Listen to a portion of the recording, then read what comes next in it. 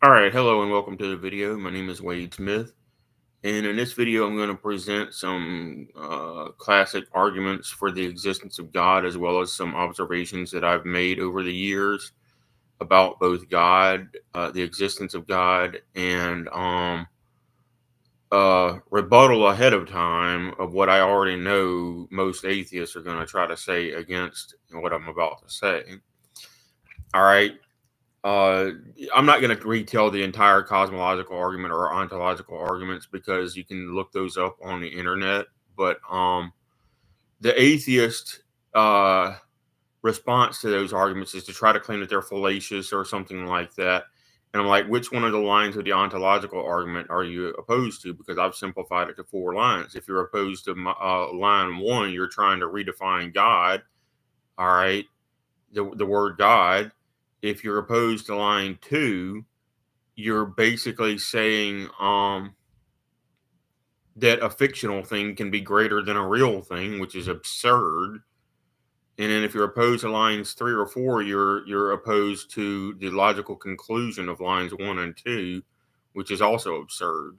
Um, so you, as an atheist, certainly do not get to redefine what the word God even means. All right, and you don't get to claim that a fictional thing is somehow greater than God. That is absurd, because just because in fiction or fantasy, because a fantasy is a thing that cannot be real under any circumstances. Well, an example of a fantastic claim is a claim that something greater than Almighty could exist. All right, which is obviously wrong, but for some reason, fictional authors will put that in their fantastic works. All right. Um, I don't even necessarily consider certain forms of fantasy writing as legitimate literature, even not even for entertainment, because why put something that could never be true in your mind? It's kind of stupid filling your own mind intentionally with lies that can never be truths. All right. Um. All right. So anyway, so something fictional cannot be greater than something real. That's a restatement of line two of the ontological argument. If you disagree with that, you must be some kind of lunatic. Is all I know how to tell you. All right, but the same principle with the cosmological argument. I've had atheists try to say that line one or two of my version of the cosmological argument is flawed, and I'm like, we know the universe is past finite. It's called the Big Bang theory. Apparently, you weren't paying attention in third grade science. If you don't, if you don't believe the universe is past finite, how did you pass third grade science? Um, And since the universe is past finite, that means it was created by a pre existing reality. So you automatically believe in a creator if you believe in the Big Bang Theory, because the only way the Big Bang could be true is if it was in fact created by a pre existing reality. So then the only thing you're disputing is whether or not the creator is sentient. But it's pretty easy from the cosmological argument to show that the creator is both self eternal, uncaused, and a mind. The reason for that is it's the first cause. All right. I'm talking about the first cause of all of reality is self eternal, uncaused, otherwise, it wouldn't be first. It has to be self eternal because it can't come from nothing. From nothing comes nothing. It's uncaused, so it's the first cause, and it is entirely self-motivated because there was nothing outside of itself to motivate it to do anything other than just simply exist. If it was not entirely self-motivated, it would not do anything but sit there forever. All right. But the fact that anything other than itself came into existence proves that it was motivated entirely by its own will and its own self. Therefore, it is in fact a free moral agent, a mind, and then therefore God exists. That's the brief summary of the cosmological argument.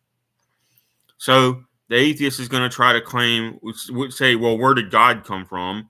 I already told you these are necessarily true statements. All right, the first cause is uncaused. That's necessarily true. The first cause is self-eternal. That's necessarily true because that's the only way the first necessary truth could be true. And then the first cause is self-motivated. Nothing outside itself existed to influence its decision to make the universe. So it is, in fact, a mind. Those are necessarily true statements. I don't even have to prove them. They are simply true. Whether or not you believe them is up to you, but they are necessarily true. Because without those three truths, the universe itself would not exist. That's called an axiom. It's something that is so true that you might not know a way to prove it, but it is necessarily true to make any sense of reality.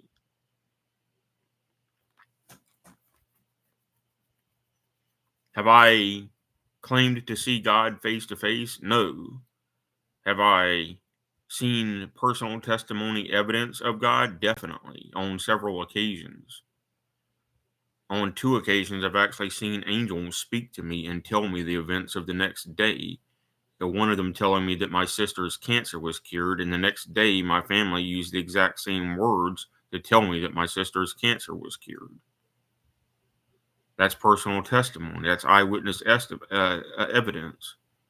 Now, you can choose to call me insane or lunatic or whatever and say that I'm a liar. Why would I willfully subject myself to your humiliation of me unless I were telling the truth?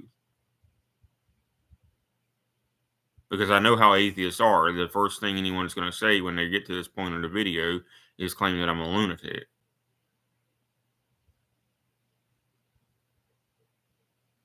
All right. So,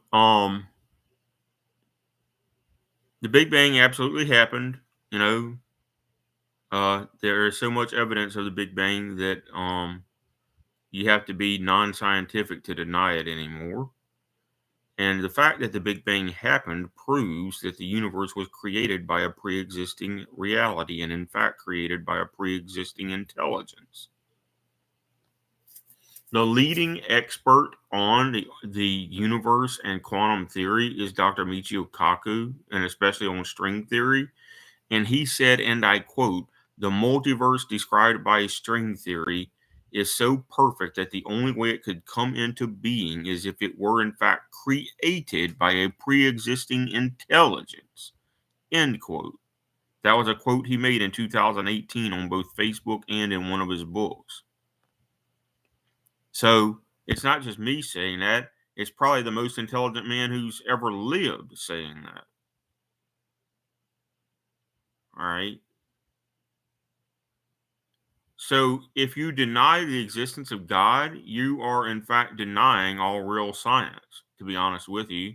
You might try to misquote science to say that, but you're really denying all real science. Because without, how do you define what meaning is? All right. People are looking for meaning in life. What is the meaning of life? What is the purpose of life? How do you define the words meaning or purpose without appealing to a mind? You actually can't. It takes a mind to comprehend what meaning and purpose are, and it takes a mind to design what the concept of meaning and purpose are. Without your mind, you would never understand the meaning or purpose, even if you ran into it somehow. And without the original mind, there would be no meaning or purpose. There would just be chaos.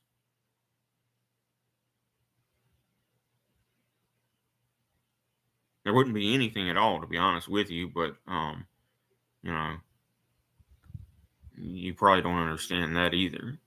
That's just like the law of entropy is actually not chaos. The law of entropy is, in fact, a mathematical law that describes how disorder evolves by order. All right.